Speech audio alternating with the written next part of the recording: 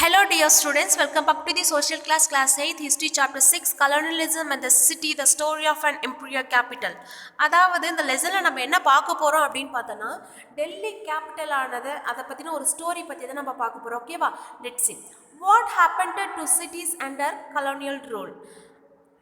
You have seen how life in the countryside changed after the establishment of British power. What happened to the cities during the same period?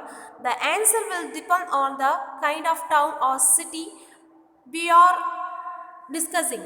The history of the temple town like Madurai will not be the same as that of the manufacturing town like Decca or the port like Surat or towns that the simultaneously survived many different functions. அதாவது இப்போ நம்ம 1947க்கு முன்னாடி அதாவது before independence வரைக்கும் நம்ம யார் rule பண்ணிக்கிட்டு இருந்தா அப்படின்னு பார்த்தோன்னா பிரிட்டிஷ் தான் ரூல் பண்ணிக்கிட்டு இருந்தாங்க. ஓகேவா? ஸோ அப்போ ஃபுல் அண்ட் ஃபுல் கண்ட்ரோல் யார்கிட்ட இருந்தது? பிரிட்டிஷ் கிட்ட தான். ஸோ அந்த பிரிட்டிஷ் பவரை எஸ்டாப்ளிஷ் பண்ணதுக்கு அப்புறம் இந்த சிட்டிஸாக இருக்கட்டும் டவுன்ஸாக இருக்கட்டும் நிறைய ரேபிட் சேஞ்சஸ்லாம் கொண்டு வந்தாங்க அப்படின்னு சொல்லலாம். ஸோ அந்த சேஞ்சஸ் அப்படின்றது எதை பொறுத்தது அப்படின்னு பார்த்தோம்னா அந்த டவுன் அந்த சிட்டியை பொறுத்து அப்படின்னு சொல்லலாம். நம்ம இது பிஃபோர் லெசனில் பார்த்துருப்போம் டெம்பிள் டவுன் அட்மினிஸ்ட்ரேட்டிவ் பவர் இந்த மாதிரி நிறைய டவுன்ஸ் பார்த்துருப்போம். இப்போ மதுரை அப்படின்னு பார்த்தோன்னா இது ஒரு டெம்பிள் டவுன்னு சொல்லலாம். அப்போ அங்கே என்ன மாதிரியான சேஞ்சஸ் கொண்டு வந்திருப்பாங்க? அந்த டெம்பிள் பேஸ் பண்ணியிருக்கக்கூடிய ஒரு சில சேஞ்சஸ் கொண்டு வந்திருப்பாங்க. த நெக்ஸ்ட் ஒன் என்ன அப்படின்னு பார்த்தோம்னா டெக்கா. இது வந்து என்ன அப்படின்னு பார்த்தோம்னா மேனுஃபேக்சரிங் பிளேஸு. ஸோ இங்கே வந்து அந்த மேனுஃபேக்சரிங் குட்ஸ் அதை பற்றின ஒரு சில changes. The next one Surat அப்படின்றது it's is famous for port place, அதாவது துறைமுகங்களை துறைமுகம் ஏரியா அப்படின்னு சொல்லலாம். ஓகேவா? ஸோ அப்போ அதில் பொறுத்த வரைக்கும் அதை போர்ட்டை பற்றின ஒரு சில சேஞ்சஸ் கொண்டு வந்திருக்கலாம். அப்போ ஒவ்வொரு பிளேஸுமே என்ன அப்படின்னாக்கா ஒவ்வொரு டெவலப்மெண்ட்ஸ் இருந்தது, அது அந்த பிளேஸை பொறுத்து. ஓகேவா? Then in most part of the western world modern cities emerged with industrialization. In Britain, industrial cities like the Leeds as the Manchester grow rapidly in the 19th and the 20th centuries as more people sought jobs, housing and the other facilities in those places. அதாவது இப்போ இந்த especially எங்கே அப்படின்னு பார்த்தோன்னா நிறைய changes வந்த place western. ஓகேவா? Western பிளேஸில் நிறைய சேஞ்சஸ் கொண்டு வந்தாங்க. ஓகேவா? ஸோ அந்த பிரிட்டிஷ் என்ன பண்ணுறாங்க அப்படின்னு பார்த்தோன்னா நிறைய இண்டஸ்ட்ரீஸ் கொண்டு வராங்க. அப்போ அந்த இண்டஸ்ட்ரீஸ் பார்க்கும்போது அங்கே ஒர்க் பண்ணுறதுக்கு நிறைய எம்ப்ளாயி தேவைப்படும். ஓகேவா? ஸோ அவங்க என்ன பண்ணுறாங்க நிறைய எம்ப்ளாய்க்கு ஒர்க் கொடுக்குறாங்க. ஸோ அவங்களுக்கு தேவையான பேசிக் ஃபெசிலிட்டிஸ் எல்லாமே ப்ரொவைட் பண்ணுறாங்க, தங்குறதுக்கான இடம் கொடுக்குறாங்க. அதனால் என்ன பண்ணுறாங்க அப்படின்னு பார்த்தோன்னா நிறைய அந்த பிளேஸ்லாம் வந்து இண்டஸ்ட்ரியலைசேஷன், அதாவது நிறைய இண்டஸ்ட்ரியல் சிட்டிஸ்லாம் உருவாகுது அப்படின்னு சொல்கிறாங்க. ஓகேவா? However, unlike Western Europe, Indian cities did not expand as rapidly in the 19th century. Why was this so? அதாவது நம்ம இந்தியாவில் பார்த்தோம் அப்படின்னு பார்த்தோன்னா வெஸ்டர்ன் சைடு மட்டும்தான் இந்த மாதிரி நிறைய மாடர்ன் வேர்ல்டுன்னே சொல்லலாம், நிறைய இண்டஸ்ட்ரியல் சிட்டிஸ்லாம் உருவாச்சு. ஆனால் இந்தியாவில் வந்து பார்த்தோம் அப்படின்னு கேட்டால் அந்தளவுக்கு கிடையாது. அதாவது 19th சென்ச்சுரியில் வந்து அந்தளவுக்கு ஒரு சேஞ்சஸ் எதுவுமே கிடையாது. ஸோ அந்த சேஞ்சஸ்லாம் ஏன் இங்கே இல்லை அப்படின்றத பற்றி தான் நம்ம நெக்ஸ்ட்டு பார்க்க போகிறோம். Okay, let's see. In the late 18th century, Calcutta, Bombay and Madras rose in the importance as the presidency cities.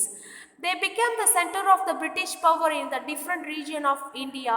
At the same time, a host of smaller cities declined. Many towns manufacturing specialized goods declined due to the drop in the demands of what they produced. Old trading centers as a port could not survive when the flow of the trade moved in the new centers. Similarly, early centers of the regional power collapsed when local rulers were defeated by the British and the new centers of the administration emerged.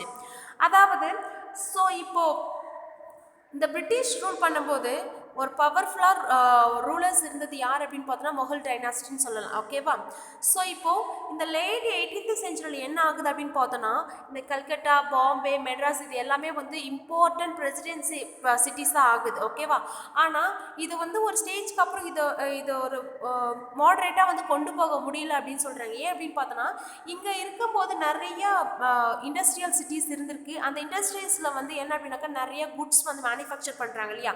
அப்போ அந்த குட்ஸ்க்கு வந்து demand அதிகமாக இருக்கும் போது அவங்களுக்கு வந்து ஒரு சில ப்ராஃபிட் கிடைக்கும். ஆனால் இவங்க மேனுஃபேக்சர் பண்ணுற குட்ஸ்க்கு வந்து ப்ராஃபிட்டே இல்லை அப்படின்னு சொல்கிறாங்க. ஏன் அப்படின்னு பார்த்தோன்னா ஒரு பிளேஸ்லேருந்து இன்னொரு பிளேஸ்க்கு வந்து மூவ் ஆகிட்டே இருக்காங்க அப்படின்னு சொல்கிறாங்க. ஏன் இது சேஞ்சஸ் இருக்குது அப்படின்னு பார்த்தோன்னா இப்போ வந்து ஒரு பிரிட்டிஷ் வந்து என்ன பண்ணாங்க, அவங்களுடைய கீழே தான் நம்மளை வச்சுருந்தாங்க. ஓகேவா?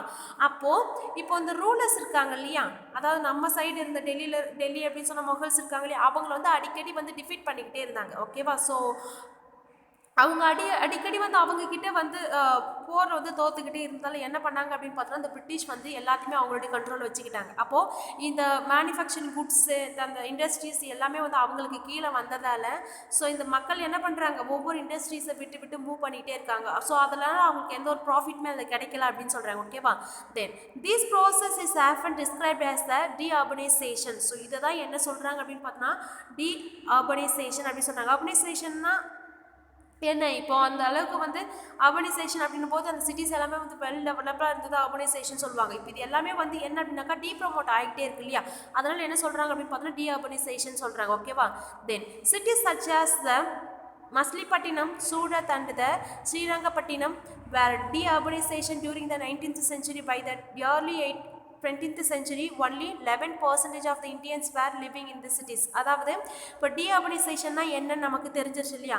அப்போ இந்த மாதிரி டீஅர்பனைசேஷன் ஆன மேஜர் சிட்டிஸ்லாம் என்னென்ன அப்படின்னு பார்த்தோன்னா மஸ்லிப்பட்டினம், சூரத் அண்ட் ஸ்ரீரங்கப்பட்டினம், இது எல்லாமே வந்து என்ன ஆச்சு அப்படின்னாக்கா டீஅர்பனைசேஷன் ஆச்சு அப்படின்னு சொல்கிறாங்க. ஓகேவா? ஸோ இது எப்போ அப்படின்னு பார்த்தோன்னா 19th செஞ்சுரியில். இப்போ 20th செஞ்சுரியில் என்ன ஆகுது அப்படின்னு பார்த்தோன்னா ஒன்லி 11% ஆஃப் த இந்தியன்ஸ் மட்டும்தான் அங்கே என்ன பண்ணிட்டு இருக்காங்க அப்படின்னு பார்த்தோன்னா வாழ்ந்துக்கிட்டு இருந்தாங்க அப்படின்னு சொல்கிறாங்க. ஸோ மக்கள்லாம் என்ன பண்ண ஆரம்பிச்சிட்டாங்க, மைக்ரேட் ஆகி மற்ற பிளேஸ்க்கு போக ஆரம்பிச்சிட்டாங்க அப்படின்னு சொல்கிறாங்க. ஓகேவா? த next one, the historic imperial city of Delhi became the dusty provincial towns in the 19th century. Before it was the rebuilt as the capital of British India after 1912.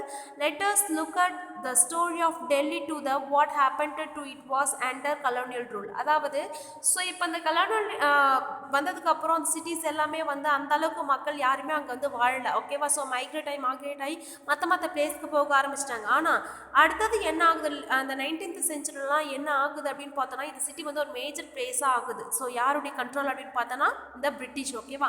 So அது எப்படி வந்து ஒரு கேபிட்டலாக ஆச்சு, ஸோ அதை பற்றி தான் இந்த next டாப்பிக்கில் நம்ம பார்க்க போகிறோம். ஓகேவா? Then how many Delhi's before new Delhi's? Okay, let's see. You know Delhi as the capital of modern India. Did you also know that it has been the capital of more than a 1000 years, although with the same gap? As many as 14 capital cities were founded in the small area about 60 square miles of the left bank of river Jamuna. The remains of the other capital may be seen at the visit to modern city state of Delhi. அதாவது so இப்போ நம்ம சிட்டியோட capital, நம்மளுடைய கண்ட்ரியோட capital என்ன அப்படின்னு பார்த்தோன்னா டெல்லி அப்படின்னு சொல்லுவோம் இல்லையா. ஸோ இதுக்கு முன்னாடி வரைக்கும் டெல்லி எப்படி இருந்தது, ஓகேவா? ஸோ அங்கே என்ன மாதிரியான கேபிட்டல்ஸ் சிட்டிஸ்லாம் இருந்தது அப்படின்றத பற்றி பார்த்தோம் அப்படின்னா, ஸோ அப்போ அது ஃபுல்லாகவே வந்து பிரிட்டிஷ் கண்ட்ரோலில் இருக்கும்போது நமக்குன்னு எந்த ஒரு ஃப்ரீடமே இல்லை. ஓகேவா? ஸோ இங்கே என்ன பண்ணுறாங்க அப்படின்னு பார்த்தோன்னா 60 ஸ்கொயர் மைல்ஸ்லேருந்து ஒரு நிறைய கேபிட்டல்ஸ் வந்து ஃபவுண்ட் பண்ணுறாங்க. எங்கே அப்படின்னு பார்த்தோன்னா லெஃப்ட் பேங்க் ஆஃப் ஜமுனா. ஓகேவா? ஸோ அங்கேருந்து நிறைய கேபிட்டல்ஸ் வந்து ஃபவுண்ட் பண்ணுறாங்க. ஓகேவா? ஸோ அது என்னென்ன அப்படின்றத பற்றி பார்க்கலாம். Okay, then of this the most important are the capital cities built between the 12th and the 17th centuries. அதாவது நிறைய கேபிட்டல் சிட்டிஸ்லாம் ஃபவுண்ட் பண்ணாங்க அப்படின்னு பார்த்தோம். இது எல்லாமே வந்து எப்போ பில்ட் பண்ணுறது அப்படின்னு பார்த்தோன்னா between the 12th and the 17th செஞ்சுரியில் தான். ஓகேவா? ஸோ இங்கே இருக்கக்கூடிய பிளேஸ் பார்த்துருப்போம். ஸோ ஓகேவா? ஸோ இது என்ன அப்படின்னு பார்த்தோன்னா ஷஹாஜ்னாபேட். ஸோ இது வந்து டெல்லியில் இருக்கக்கூடிய பிளேஸ். இது எப்போவுமே என்னென்ன அப்படின்னா க்ரௌடாகவே இருக்கும். ஸோ இதை சுற்றின ஒரு ஃபோர்ட்டிஃபைட் சிட்டின்னே சொல்லலாம். ஓகேவா? நிறைய பெரிய பெரிய பில்டிங்ஸ் இருக்கும். இந்த சிட்டி எப்போயுமே வந்து க்ரௌடாக இருக்கும். ப்ளஸ் அதை சுற்றியுமே வந்து என்ன அப்படின்னாக்கா நிறைய வந்து வால்ஸ், மதில் சுவர்கள்லாம் நிறையவே இருக்குது அப்படின்னு சொல்கிறாங்க. ஸோ இதனால தான் வந்து இதில் வந்து நிறைய சேஞ்சஸ்லாம் கொண்டு வந்தாங்க அப்படின்னு சொல்கிறாங்க. ஓகேவா? Then the most splendid capital of all was built by the Shahjahan. Shahjahanabad was begun in 1639 and considered as the Fort Palace complex and the city adjoining it. Lal Koila, or the Red Fort made of the red stone, contained the palace complex. To it was it west lay of the walled city with the 14 gates. So அதாவது என்ன சொல்லியிருக்காங்க அப்படின்னு பார்த்தோம், நிறைய அதாவது capital cities பார்த்தோம் இல்லையா. So இது எல்லாமே வந்து யாருடைய பீரியடில் பில்ட் பண்ணது அப்படின்னு பார்த்தோன்னா ஷாஜகான். ஓகேவா? ஸோ இதை வந்து என்னென்னு சொல்லுவாங்க அப்படின்னு பார்த்தோன்னா ஷாஜகான்பேட்டில் இருக்கக்கூடிய 1639 கன்ஸ்ட்ரக்ட் பண்ண ஒரு ஃபோர்ட் பேலஸ் தான், அது வந்து ரெட் ஃபோர்ட்னே சொல்லலாம்.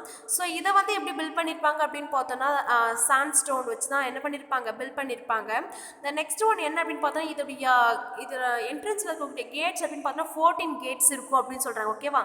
தென் the main street of the Chandni Chowk is the Faiz Bazar was the product enough for the royal processions to pass. A canal run down the center of the Chandni Cock. அதாவது என்ன அப்படின்னு பார்த்தோன்னா இந்த பிளேஸில் இருக்கக்கூடிய ஒரு ஃபேமஸ் ஏரியா என்ன அப்படின்னு பார்த்தோன்னா சாந்தினி காக் அப்படின்னு சொல்லலாம். ஓகேவா. ஸோ அது வந்து ஒரு பஜார் அப்படின்னு சொல்லலாம். ஸோ இதில் என்ன அப்படின்னு பார்த்தோன்னா எப்பவுமே வந்து பிஸியாக இருப்பாங்க. ஸோ இது வந்து ஒரு ஃபேமஸ் பிளேஸ்ன்னு சொல்லலாம். ஸோ இதுக்கு கீழே வந்து ஒரு கெனல் இருக்குது. ஓகேவா. ஸோ அந்த கெனல் அப்படின்றது என்ன அப்படின்னு பார்த்தோன்னா so centre of the Chandni Chowk அப்படின்னு சொல்கிறாங்க. Then set amidst densely Mohallas and the several dozen bazaars, the Jama Masjid was among the largest and the grandest mosque in India. There was no place higher than this mosque within the city then. அதாவது so இப்போ இங்கே இருக்கக்கூடிய பிளேஸ்லாம் வந்து நிறைய வந்து பசாஸ்லாம் இருக்குன்னு பார்த்தோம். அது எப்பயுமே வந்து ரொம்ப பிஸியாக இருக்குன்னு பார்த்தோம். அங்கே இருக்கக்கூடிய ஜமா மஸ்ஜித் இருக்குது இல்லையா. ஸோ இதுதான் வந்து என்ன அப்படின்னு பார்த்தோன்னா இந்தியாவில் இருக்கக்கூடிய ஒரு பெரிய மாஸ்க் அப்படின்னு சொல்லலாம். ஓகேவா. ஸோ இந்த பிளேஸ் கூட கம்பேர் பண்ணி பார்க்கும்போது எல்லாமே சின்னதாக இருக்கும். ரொம்ப ஹைட்டாக இருக்கக்கூடியது என்ன அப்படின்னு பார்த்தோன்னா ஜமா மஸ்ஜித் தான் அப்படின்னு சொல்கிறாங்க அந்த சிட்டியிலே. ஓகே. அது வந்து ஒரு மசூதி.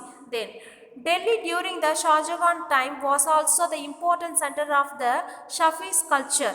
It had the survival dargahs, concourse and the idans, open squares, widening lands, quite culty, scarce and water canals were provided of the Delhi residents. அதாவது என்ன சொல்லியிருக்காங்க அப்படின்னு பார்த்தோன்னா இப்போ டெல்லியில் வந்து டெல்லி மக்கள் மட்டுமே இருக்க மாட்டாங்க. ஓகேவா. நிறைய டிஃப்ரெண்ட் ஸ்டேட்ஸில் இருக்கக்கூடிய மக்கள், நிறைய கண்ட்ரீஸில் இருக்கக்கூடிய மக்கள் கூட அங்கே இருப்பாங்க. ஓகேவா.